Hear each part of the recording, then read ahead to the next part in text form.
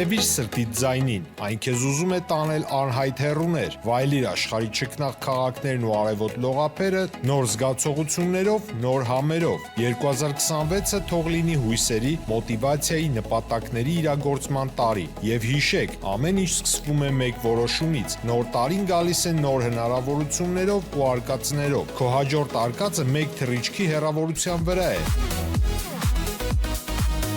Travel with M 095 89 20 48 Արև ձեզ արգելի հեռուստատողներ, մենք շարունակում ենք կարևորագույն թեմաների քննարկումները։ Այսօր ես զրուցել եմ Հայկական ճանապարհ կուսակցության հիմնադիր եւ ղեկավար Նարեկ Մանուկյանը, շնորհակալ եմ պարոն Մանուկյան մեր ավերն ընդունելու համար։ ԱՄՆ փոխնախագահ Ջեյդի Վենսն էր եկել Հայաստան, եւ ինչպես սպասել էր, եւ այցը հետաքրքիր էր, իհարկե կարևոր էր, Միացյալ Նահանգները երկրորդական պետություն չէ աշխարհում եւ նման պաշտոնյայի այցը միշտ կարող է դրական այսպես բաներ բերել պետության համար, բայց մյուս կողմից մանիպուլյացիաները շատ էին, հա, նույն այդ 9 միլիարդին վերաբերող, որ պարզվեց մենք պիտի տայինք, ոչ թե իրանք են տալիս, հետո հաստատված խաղաղության հանգամանքը, ես խնդրեմ ձեր վերլուծությունները, ինչպես է գնահատում այցը եւ այցին վերաբերող տեղեկատվական այդ ուղեկցող խոսքերը եւ խնդրեմ ակնկալիքները։ Շնորհակալություն հրավերի համար։ Ուրեմն առաջին հերթին այցը իհարկե Ամերիկայի Միացյալ Նահանգների պես պետության փոխնախագահի այցը կարևոր է մեր ռեսուրսներ ունեցող երկրների համար, բայց երբ որ առարկայական ուզում ես վերլուծես ինչի արդյունքում եկավ եւ ինչ ստացա, տեսնում ես որ եկավ մեր ինքնան տարածքը մեր ճշնամուն տալու արդյունքում կոպիտ կարճ եթե ձևակերպենք, այսինքն տվեցինք միջանցք, որ իրանք բազմի շատ երկար տարիներ երազում էին, որ հենց երկու Ադրբեջանի երկու ցամաքով կապ չունեցող հատվածը անխոչնդոտ կապ ունենա, որը նույն տվողին Նիկոլ Փաշինյանի ոչ մեկ թույլ չէր տվել տալ։ Ինքը 2021 թվականի նախընտրական ժամանակ չէր ասել այդ ամեն ինչը եւ օրենսդրորեն չգիտեմ իշխանով է այդ իշխանով ասի ինքնիշխանությունը պահպանվում է, բայց այն ինչ որ իրենք ասում են, այսինքն հստակ մենք դա կորուստ ենք համարում եւ մեր քաղաքացիների մեծ մասն է։ Եթե դրա արդյունքում պետք է գա Ամերիկայի Միացյալ Նահանգների փոխնախագահան, իհարկե մենք չենք ուզում որ գար։ Իսկ գալու արդյունքում այդ բազմաթիվ գերադրական աշճանով բառեր, բազմաթիվ խոսքեր, բայց առարկայական այս բանը դեռ ոչինչ չունենք բացի մեր կորուստներից։ Բացի ճանապարհ որը տվեցինք, որը իրականում ոչ մի կերպ չպետք է տրվեր ու մենք չպետք է վախենանք մեր քաղաքական ուժերը ավելի ասում փորձառու ավելի մեծ ճանաչում ունեցող մի քիչ վերաբերվում են այդ հարցին այնպես որ չեղարկել չի լինի եւ պետք է օգտագործենք իշահմես, բայց իմ կարծիքով այս պայմանների միջով որ տրված է պետք է չեղարկվի նույնիսկ։ Պարոն Մանուկյան, տեսեք, իշխանությունները հաճախ խոսում են տարբեր երկրներին ու հիմնականում աչքովունքով են անում, որ հասկանանք Ռուսաստանի մասին է խոսքը, ներազդեցության մասին մեր ներքաղաքական կյանքին, բայց Ջեյդի Վենսը Նիկոլ Փաշինյանի կողքին կանգնած ասաց, որ այս ընտրություններում ինքը անձնապես ինքը, բայց հասկանալի Միացյալ Նահանգների փոխնախագահն է, աջակցում է Նիկոլ Փաշինյանին։ Սա ինչ է նշանակում եւ սա ինչպես պիտի ընդունեն ընդդիմադիր ուժերը։ Դե Ամերիկայի Միացյալ Նահանգների համար այս ճանապարհը ինչ է, նախ իրականում հնարավորություն է գալ տարածաշրջան, ինչքան որ ասեն տարածաշրջան, երբ որ Դոնալդ Տրամպը ասեց, որ այնուամենայնիվ Ռուսաստանի ազդեցության գոտին է, դե բառերով ասում են այս պայդրությամբ, բայց հնարավորության դեպքում իրանք չեն հրաժարվի գալ տարածաշրջան, հիմնվեն եւ ավելի զարգացնեն իրենց ներկայությունը։ Այսինքն մեկ փոքրիկ քայլ էր Ամերիկայի Միացյալ Նահանգների համար տարածաշրջան գալու։ Երկրորդը Իրանի սահմանին, երբ որ Իրանի հետ ապագայում որոշակի խնդիրներ իրանք ունենան կամ մոտակայք ունենան, էլի Ամերիկայի ներկայությունն էր։ Երրորդը ամենափոքրիկը տնտեսական որևէ իրենց ընկերության կամ եթե այս ամեն ինչին նպաստել է իսրայելական եւ թուրքական լոբին Ամերիկայում, նրան ընկերություններից մեկին կտան, այսինքն որոշակի տնտեսական շահեք ունենան եւ ապագայում հնարավորություն կրան էլ տարածաշրջանում որոշակի գործողություններ անելու։ Եվ այս ամեն ինչով հանդերձ իհարկե կաջակցի բնականաբար, այսինքն այն թույլ երկրի ղեկավարը ցանկացած հարևաններից սկսած մինչև մեծ խաղացողների համար ձեռնատու է եւ այստեղ խղճի գործոն գոյություն չունի։ Ինչ պիտի անի ընդդիմությունը։ Հիմա ենթադրելի է, չէ, որ եթե ամերիկյան կողմը հայտարարում է, որ աջակցում է Փաշինյանին, դա կարող է առնվազն նշանակել, որ իրենց ֆինանսավորմամբ գործող ՀԿ-ները աշխատելու են այդ նպատակի համար, որ իրենց կողմից իրենց ենթակայության տակ կամ իրենց կողմը նայող բիզնեսները աշխատելու են այդ նպատակների համար։ Դա կարող է արդյոք ինձ թվում է կարող է նշանակել ձեր գնահատականները լսեմ, որ օրինակ Միացյալ Նահանգներից եկող դիտորդները, որոնք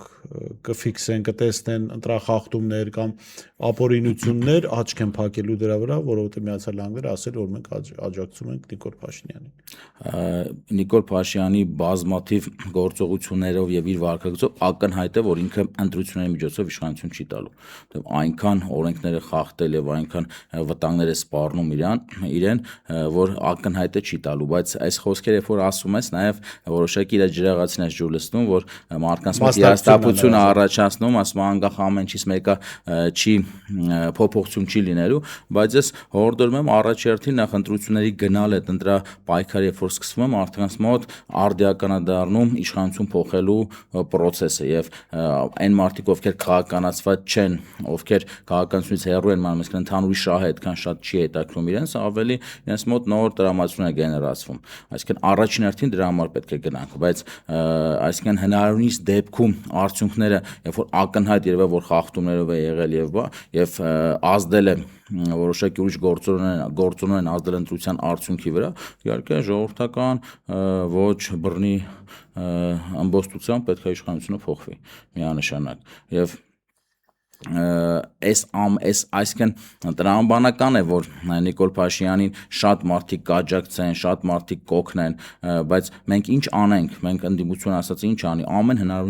հնարավոր միջոց պետք է օգտագործվի միանշանակ, որտեղ ալտերնատիվ չունենք, որտեղ նրա ընտրվելու դեպքում գիտենք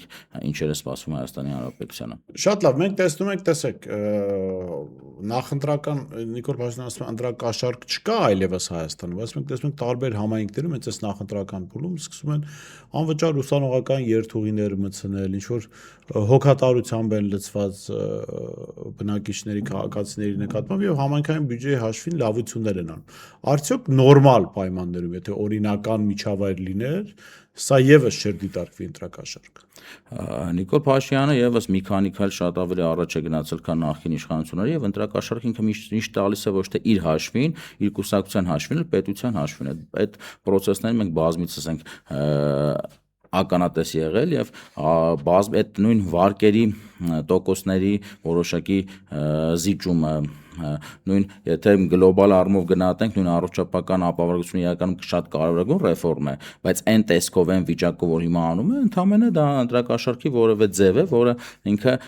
պետբյուջեի հաշվին է անում։ Այսինքն բազմաթիվ, այսինքն ընտրակաշառքը անպայման չի տանես եւ դա մոդեռնիզացվել, փոխվել եւ թե տրվողն է փոխվել, թե աղբյուրն է փոխվել, այսինքն դա ինքը ինչ է ասում, բազմիցս ասել ենք էլ շատ իրան պետք է լսել։ Ինքը բազմաթիվ անգամներ շատ հարցերում կարևորագույն խափած, սուտ ասած եւ մանիպուլացիաս մարդ է։ Այսինքն այդտեղ պետք է գնա եւ այն մարդկանց քանակն էլ ովքեր իրան ընտրելու են իմ կարծիքով, այսինքն ես մի անգամ հրապարակում տեսա, որ ասում են այս ժամանակը հատվածում եթե դեռ մարդ կա, որ Նիկոլ Փաշինյանին է ընտրելու, այլ անհույս է այդ մարդու հետ աշխատելը։ Այսինքն համարենք այդ 10-ից 20% ընտրազանգվածը իրակա պետք է աշխատենք այդ 80%-ի վրա։ Եկել է կարծում որ անհույս է այդ զանգվածի վրա աշխատել։ Դժվար է, որովհետև մեծ այս ընտրական նախընտրական շրջանում որոշակի ազդեցություն ունի իմ կարծիքով քիչ օգտակար է, որովհետև այս ամենից հետո այդ 8 տարվա աղետներից հետո, այսինքն որոշ ցանկացած իշխանության ոնց են գնահատում, մի ձև կա գնահատելու, ցանկացած կառավարիչի ինչպես են գնահատում, փոքրիկ հիմնարկից սկսած մինչև մեծ հիմնարկ, մինչև երկիր, արդյունքներով, ուրիշ ոչինչով։ Այսինքն այդ բազմաթիվ բառեր, բազմաթիվ խոստումներ, բազմաթիվ մանիպուլյացիաներ, այսինքն իրադարձությունը եղել է, դեպք է եղել է եւ ինքը մեկնաբանում է։ Կարիք չկա մեկնաբանելու։ Այսինքն մենք դատում ենք, գնահատում ենք մի ձևով, արդյունքներով։ Եթե հիմա Նիկոլ Փաշինյանին վերցնեն, մի հատ թուղթուգրիչ վերցնեն, ցանկացած իր ամենամոլի երկրպագուն ընտրողը եւ ուզենա մի հատ գրի իր արած լավ եւ վատ կողմերը, ի՞նչ է գրելու։ Չկա, գրեթե լավ արած ոչինչ չկա։ Ես նախնական շրջանում իհարկե կար այդ համակարգային կոռուպցիան իրականում քանդվեց, չկար, այդ փոքրիկ կենցաղային կոռուպցիաները հիմա էլ չկա։ Բայց եթե կշեռքի նժարի վրա դնում ես, անգնատել ես, քան երկիրը կորցնես, երկրի մեծ մասը կորցնես, այդ մեր որ ասում են ինքնիշխանություն ասածը բառերով ասված չի։ Ինքը հենց այդ Ամերիկայի Միացյալ Նահանգների փոխնախագահի գալը, այդ գերադրական աշխարհով ներկայացնելը եւ մի հատ հրաշք ներկայացնելը, դա էլ արդեն շատ լուրջ խետի հենց խոսում է մեր քիչ ինքնիշխան լինելու մասին։ Մենք ֆիլմերից նայել ենք, չէ՞, ես դրա մասին օրինակ գրել էի, որ ֆիլմերից տեսնում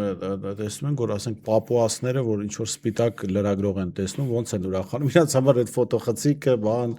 այդ բերված սարքերը, իմ մոտ տպավորությունն էր, որ J.D. Vance-ը այդ սպիտակամորթ լրագրողն է, իսկ այստեղ քաղաքական իշխանությունը այդ պապուասներն են, որովհետև անգամ արարողակարգ էր խախտված, խորհրդանական երկրի խորհրդանի ղեկավարը տրապիտակ դիմավորում է որևէ երկրի երրորդ պաշտոնյային, որովհետև առաջին պաշտոնյան չի, երկրորդը չէ, այդտեղ սենատը կա եւ կա փոխնախագահն է, կարևոր երկրի ներկայացուցիչը, բայց ինքնահարգանք էլ պիտի լինի երևի ինչ որտեղ։ Միանշանակ նախ դու քեզ ոնց վերաբերվում ես, թե անհատի տեսանկյունից, թե երկրի տեսանկյունից, այնպես է քեզ վերաբերվում է միջավայրը եւ մնացած երկրները։ Այսինքն եթե նույն համեմատենք օրինակ Միացյալ Թագավորությունում, Անգլիայում, երբ որ Ամերիկայի Միացյալ Նահանգների փոխնախագահի գալը, իհարկե նորմալ իրենց էթիկայով կդիմավորեն, ամեն ինչ կանեն, բայց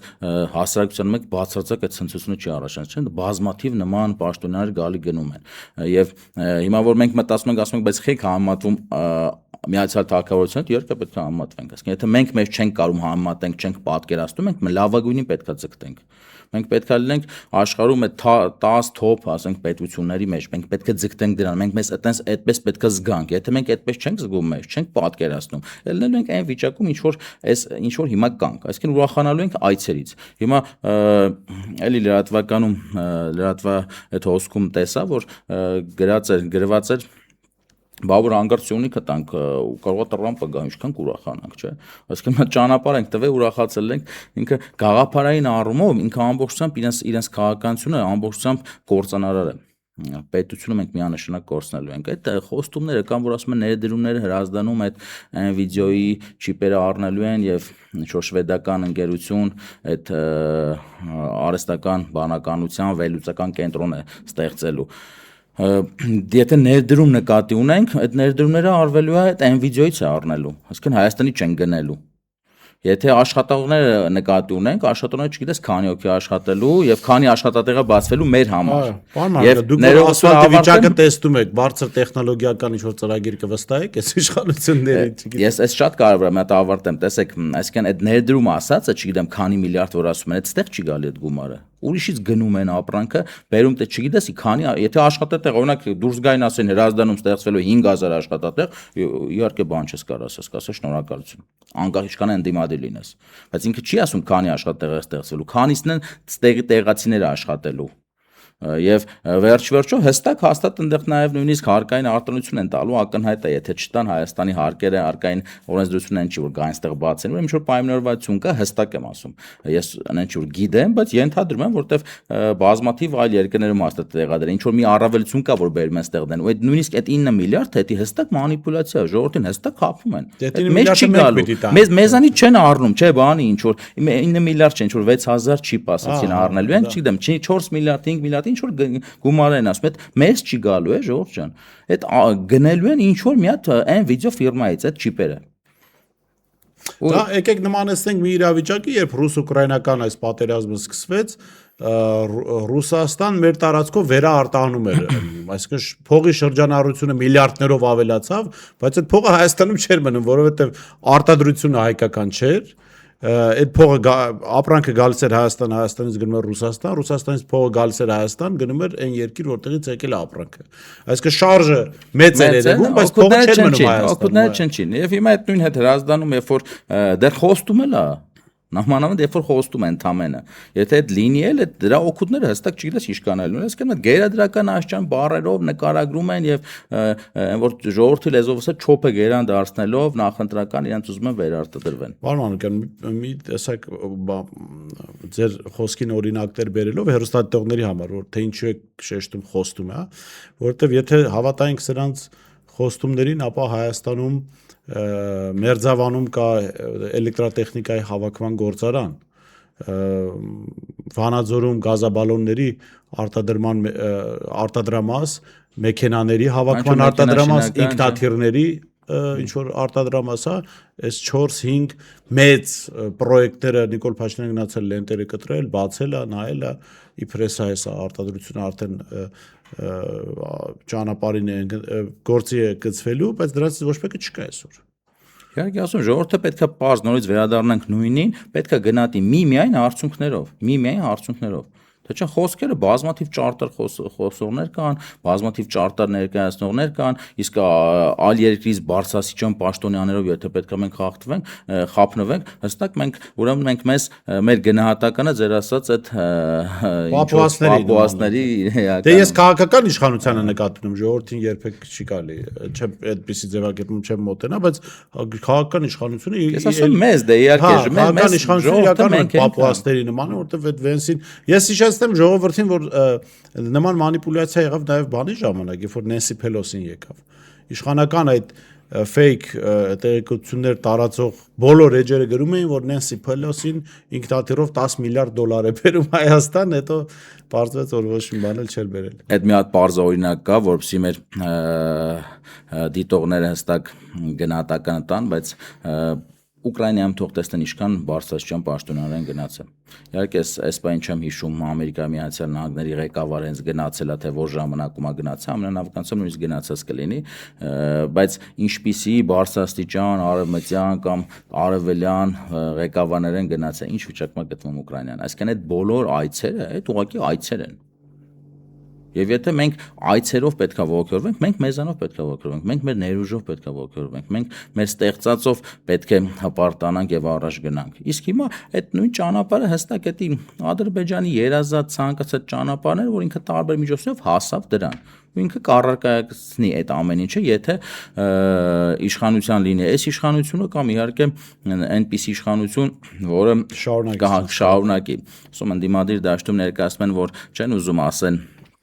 գիտեք չեղարկելու ենք իմ կարծիքով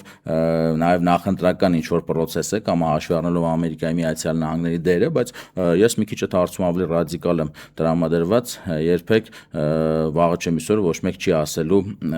ապրեք որ չեղարկեցիք, հստակ պետք է չեղարկվի այդ պայմանագիրը, որովհետև ինք ինչ որ չնչին ոչ տեսանելի ինչ որ տնտեսական օգուտներ են նշում, հա իրանք շատ մեծ նշում են, բայց աշխարհում ինչքան տես ճանապարհներ կան։ Իսկ պատկերացնում եք, եթե ամեն մի ճանապարհը մի երկիր հարստացներ, հիմա ինչի աղքատ երկիր չէ լինի։ Պարոն Մանուկյան, ինչ է անում ձեր գնահատմամբ ընդդիմադիր դաշտը, թվում նաև դուք, հա, որ ընդդիմադիր դիրքավորում ունեք եւ ձեր ուժը պատրաստում եք ընտրական process-երի դել մասնակցել։ Ձեր գնահատականը ընդհանուր ընդդիմադիր դաշտն արդյոք կա այդ մտայնությունը կամ կա այն տրամադրվածություն, որ մենք լուրջ ճակատագրական process-ների միջով ենք անցնելու եւ չի կարելի այսպես ուղղակի մատների արանքով նայել ընտրական process-ներին։ Իրական ընդդիմության մեծ մասը իմ դիտարկմամբ այդ ամեն ինչը գիտակցում է, որ եթե հունիսի 7-ից հետո վերարտադրվի ինչ է լինելու, իրականում ինչ է սպասվում ու ոչ անձնական, այլ երկրի պետության հետ կապված, այդ ամեն ինչը գիտակցում են, բայց ինչ են անում են իմ կարծիքով իրենց հասկացածի, իրենց մտածածի, իրենց հնարավորության չափով, իսկ այդ ոչ բոլոր դեպքերում է մեր սպասելիքները արդարացնում, այսինքն իրենց մտածած այդ միջավայրի adekvat ընկալումը իրականում ոչ բոլորը ունեն։ Իրանք հայրենասեր են, պատկերացնում են, բայց միջավայրը ոչ իրողությունները ճիշտ չեն ընկալում։ Եվ դրա համար պետք է բոլորին այս ամեն ինչը եւս մեկ անգամ սթափեցնի, որ հստակ ընկալվի միջավայրը եւ հստակ հասկացվի ինչ ուղղությամբ է գնում իշխանությունը եւ իրականում դրանց վերարտադրությունը ոնց կարելի է այդ ամեն ինչը դեմ առնել։ Օրինակ, երբ որ մի քանի օր առաջ կամ 3 հայտարարեցին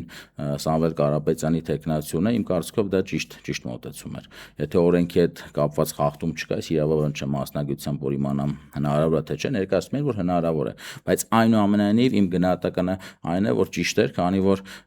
այդ ուժի ետևից գնացողները հիմնականում գնում են Սամվել Կարապետյանի ետևից եւ դրա համար հստակ այդ ամեն ինչ ուղիղ ասելը իրենց բազմաթիվ այլ ընտրողներ կբերի հաստատ որտեվ եթե ինչ-որ ֆիկտիվ ուրիշի ներկայացնեին, այդ ամեն ինչը ավելի էֆեկտիվությունը սենց ավելի բարձր է։ Եթե օրենքի հետ կապված խնդիր չկա, եւս մեկ անգամ ասեմ, հստակ ճիշտ քայլեր իրանց կողմից։ Այսինքն այդ ընդդիմության ընդհանուր ընդդիմության համար կարեւոր է։ Պարոն Հարգան, արդյոք չեք կարծում, որ ելնելով այս ճակատագրական process-ներից, հա, ընդդիմադիր բոլոր ուժերը, անկախ իրենց չափից, ստեղծման տարիքից, հա, քաղաքական կենսագրությունից ուժերի մասնախոսքը, պիտի ինչ-որ օր միտեղ հավաքվեն ու հասկանան ամեն մեկը ինչ կարող է անել։ Անկախ նրանից առանձին են մասնակցում ընտրություններին, չգիտեմ, ինչ-որ խմբեր գուցե միանան իրար, հա, պիտի այդ նման քննարկում լինի, թե ոչ։ Շատ լավ կլներ եթելներ, բայց իրականում դա ինչ է, խանգարում է ամբիցիաները որոշ դեպքերում այդ ուժերի հնարավորությունները, որտեղ այն ուժը, որ հնարավորությունն ավելի շատ է, միգուցե սպասում է, որ փոքր ուժը պետք է գնա իր դռան մոտ սպասի, այսինքն ստեղ էլի այդ գաղափարի խնդիրը գաղափարը չի դառնում առաջնային, բայց իհարկե երբ այդ ամեն ինչ երբ որ միգուցե որոշ խմբեր հանդիպում են, մենք էլ ենք որոշ մարդկանց հանդիպում, որոշակի կոնգլոմերատներ կձևավորվեն, արդյունքը գնահատենք հունիսի 7-ին, երբ որ հունիսի 7-ին Նիկոլ Փաշինյանի համար մեկ քայլ չվերարտադրվի, ուրեմն ընդդիմությունը գլոբալ առումով լավ է արել իր գործը։ Երկրորդ վտանգը անցել անգամ էլ ես հարցացի ժամանակացի, հանկարծ երկրորդ Նիկոլ չընտրելն է, հուսով ենք այդ չի լինի։ Լավ, նախանշանները տեսնում եք, որ ընդդիմությունը պատրաստվում է առաջի պլանին Նիկոլ չվերընտրվելուն։ Հələ երկրորդ Նիկոլ չբերելուն կքննարկենք հետո։ Գիտեք, հիմա Հայաստանում ոնց որ կան բազմաթիվ լատենտ, այսինքն թաքուն նիկոլակարներ, այդ կան իրականում, երևի դուք նկատած կլինեք, որ մարդիկ են իրենք, որոնց միգուցե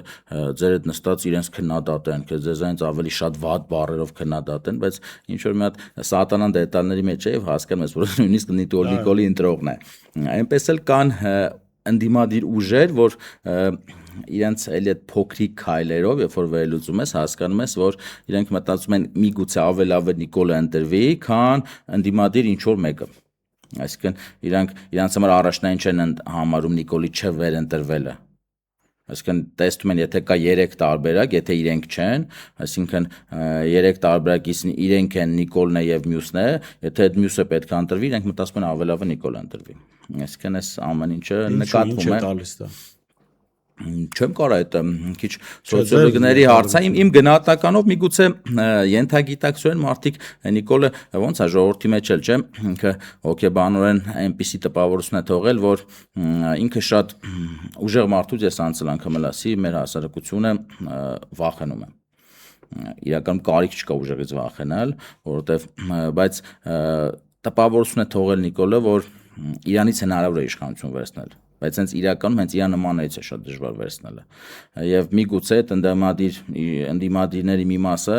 մտածում է որ ավելավա Նիկոլին մոտ մնա իշխանությունը միգուցե իրանից ավելի հեշտ մի օր վերցնենք մենք քան թե ասենք գիտեք գա երբ որ մի հատ ուժեղ մարդ ասենք այս մարդը իր ուժը այրանից անհնար լինի վերցնել իշխանությունը ես այտենց իմ վերլուծությունն իսկ մեր հասարակությունը ինչի մասով ձեզ հետ համաձայն եմ որ ուժեղ մարդկանց այդ նկատմամբ այդքան էլ դրական չի տրամադրված գուցե այդ ուժեղ մարդկանց մեջ արդարություն չի տեսել որովհետև լինել ուժեղ բայց ոչ արդար դա վտանգավոր է եւ այդ նման մարդու հետ հարաբերվելն էլ է վտանգավոր բայց ես կարծում նորմալ հասարակություն իսկ մեր հասարակությունը այն ամենով ինչ որ չափով նորմալ հասարակություն չի վախենում կամ չի մերժում ուժեղ եւ արդար մեկին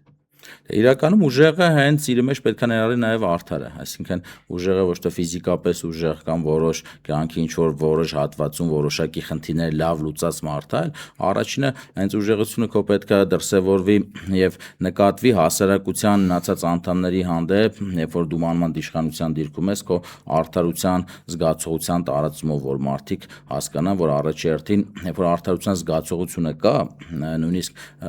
մարդկանց կողմից արված որոշակի սխալներ, երբ որ դու պատժում ես, իրանք դա անցալում են նորմալ։ Երբ որ չկա արդարության զգացողություն, մարդիկ դա ընդունում են ոչ թե, երբ որ օրենքը համատարած չի գործում եւ որոշակի մարդիկ ինչ որ այդ նույն օրենքը խախտելու համար բռնվում են, կոպիտ ասած, ինքը չի համարում, որ սխալ է արել, ուղակի բռնվեց, ինքը համարում է, որ ողի բռնվեց։ Իսկ երբ որ բոլորի մոտ գործում է օրենքը ու ինքը խախտում, երբ որ բռնում ինքը համարում է արդար է, որ սխալ էր արել եւ այս ամեն ինչը, այսինքն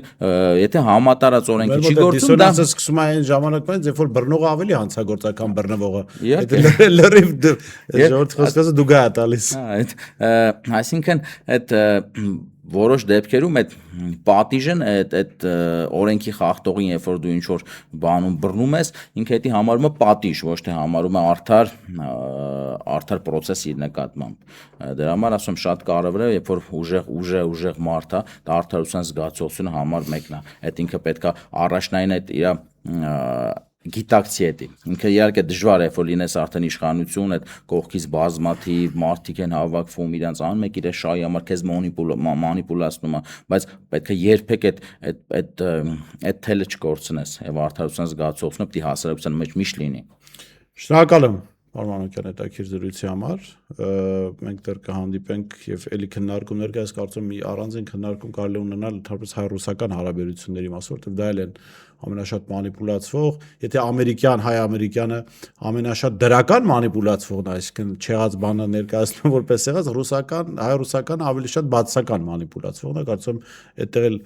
անհրաժեշտություն կլինի ձեր եւ ձեր կուսակցության դիրքորոշումները ճշգրտել։ Շնորհակալ եմ։ Ես էլ եմ շնորհակալ։ Ես շեշտեմ զրուցում եմ հայկական ճանապարհ կուսակցության հիմնադիր եւ ղեկավար Նարեկ Մանուկյանի հետ, տեսություն կհանդիպենք։